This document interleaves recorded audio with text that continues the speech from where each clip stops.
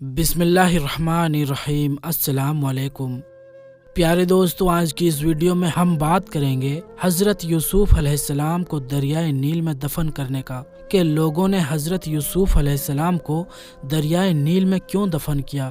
جانتے ہیں ہم آج کی اس ویڈیو میں۔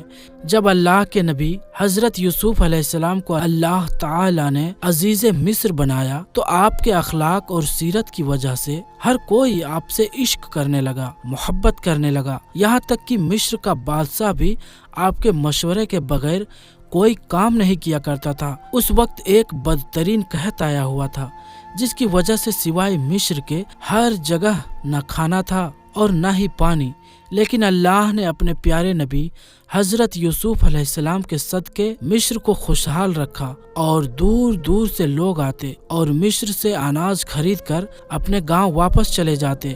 ایسے ہی حضرت یوسف علیہ السلام کے بھائی، جنہوں نے حضرت یوسف علیہ السلام کو کنویں میں گرایا تھا، وہ بھی مصر آ پہنچے۔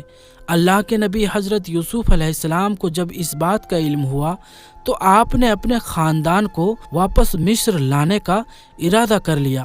اپنے بھائیوں سے یہ کہا کہ یہ میرا کرتا میرے بابا کی آنکھوں میں رکھنا، تو پھر اللہ ان کی آنکھوں کو روشن کر دے گا، اور پھر میرے بابا کو اور میرے خاندان کو یہاں مصر لے کر آؤ۔ جیسے ہی آپ علیہ السلام کے بابا حضرت یعقوب علیہ السلام کو یہ خبر ملی، آپ پورے خاندان کو لے کر حضرت یوسف علیہ السلام کے عشق میں مصر آ پہنچے، اور یہاں اللہ کے نبی حضرت یوسف علیہ السلام جو عزیز مصر تھے، لشکر کے ساتھ استقبال کرنے کے لیے کھڑے تھے۔ حضرت یعقوب علیہ السلام نے جب دور سے لشکر کو دیکھا تو اپنے بیٹے سے پوچھنے لگے کہ یہ کس کا لشکر ہے۔ ان کے بیٹوں نے فرمایا، یہ آپ کے بیٹے حضرت یوسف علیہ السلام کا لشکر ہے۔ اللہ کے نبی حضرت یعقوب علیہ السلام اللہ کا شکر ادا کرنے لگے، اور جبرائیل علیہ السلام نازل ہو کر فرمانے لگے کہ اے اللہ کے نبی یعقوب، دیکھ اللہ نے تیرے بیٹے کو کیسی عزت بخشی ہے، اور آج آسمان کے فرشتے بھی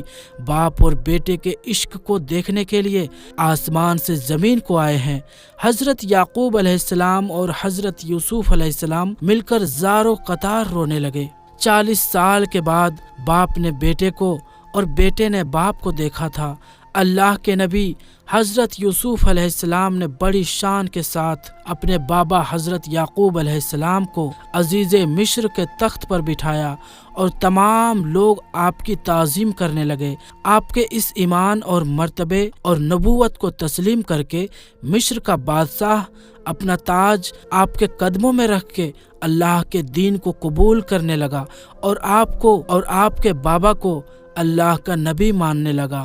بس یوں بنی اسرائیل مصر میں رہنے لگے، اور اللہ کے نبی حضرت یوسف علیہ السلام نے ایک شہر آباد کروایا۔ یوں ہی وقت گزر ہی رہا تھا کہ تقریباً 24 سال کے بعد آپ کے بابا یعقوب علیہ السلام دارالفنا سے دارالبقا کی طرف کوچ کر گئے، اور وصیت فرمائی کہ مجھے اپنے بابا اور اپنے دادا کے پہلو میں دفن کیا جائے۔ تو حضرت یوسف علیہ السلام نے اپنے بابا حضرت یعقوب علیہ السلام کو حضرت ابراہیم علیہ السلام اور حضرت اسحاق علیہ السلام کے پہلو میں دفن کر دیا، اور مصر آ کے اپنی سلطنت کو سنبھالنے لگے۔ مصر کا ہر بچہ اور بوڑھا آپ کو برکت اور اللہ کی رحمت سمجھتا تھا۔ جب آپ دارالفنا سے دارالبقا کی طرف کوچ کر گئے تو مصر میں لوگوں میں اختلاف بڑھنے لگا۔ ہر کوئی یہ کہنے لگا کہ حضرت یوسف علیہ السلام کی قبر مبارک ہمارے محلے میں بنائی جائے تاکہ برکت اور رحمت ہمارے محلے میں رہے۔ اس بات پر غور و فکر کیا گیا اور فیصلہ کیا گیا کہ یوسف علیہ السلام کے جسم مبارک کو سنگ مرمر کے تابوت میں رکھ کر دریائے نیل میں دفن کیا جائے، تاکہ دریائے نیل کا پانی حضرت یوسف علیہ السلام کی قبر مبارک کو چھو کر ہر گھر میں پہنچے، اور آپ کی رحمت ہر گھر میں قائم رہے۔ تبھی حضرت یوسف علیہ السلام کو دریائے نیل کے بیچ میں دفن کر دیا گیا۔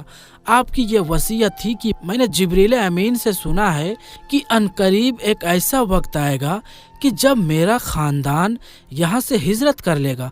تو یوسف علیہ السلام نے دارالفنا سے دارالبقا کی طرف کوچ کرنے سے پہلے یہ وصیت فرمائی کہ اس وقت میرے تابوت کو میرے لوگ یہاں سے لے کر میرے بابا اور میرے دادا اور میرے پردادا کے پہلو میں دفن کر دے۔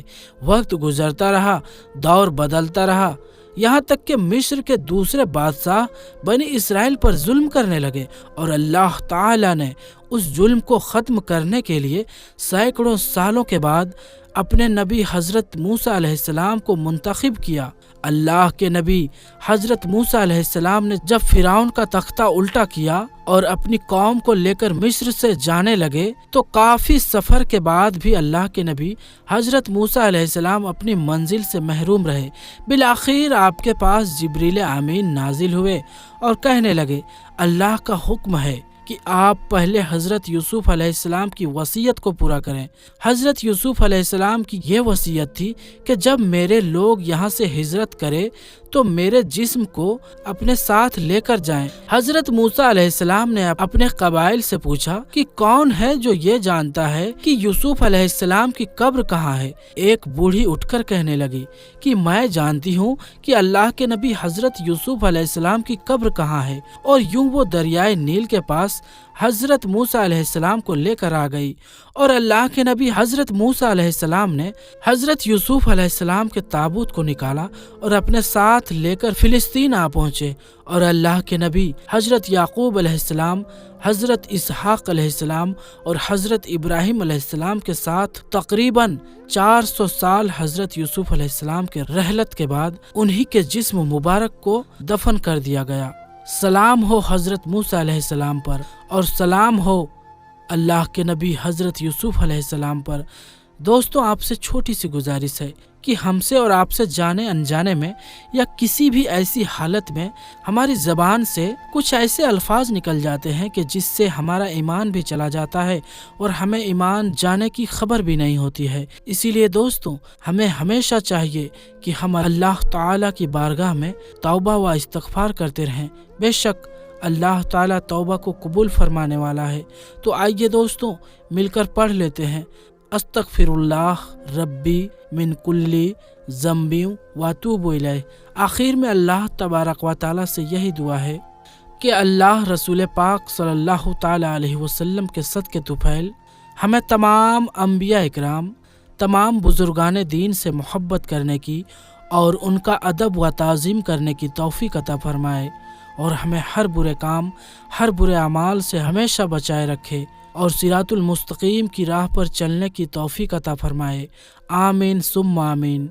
तो दोस्तों, आज की इस वीडियो में बस इतना ही। इसी तरह से और भी इस्लामिक वीडियोस हासिल करने के लिए हमारे चैनल को सब्सक्राइब कर दें और साथ में मौजूद बेल आइकन को दबाकर ऑल पर क्लिक कर दें। तो हम मिलते हैं फिर किसी नए वीडियो के साथ।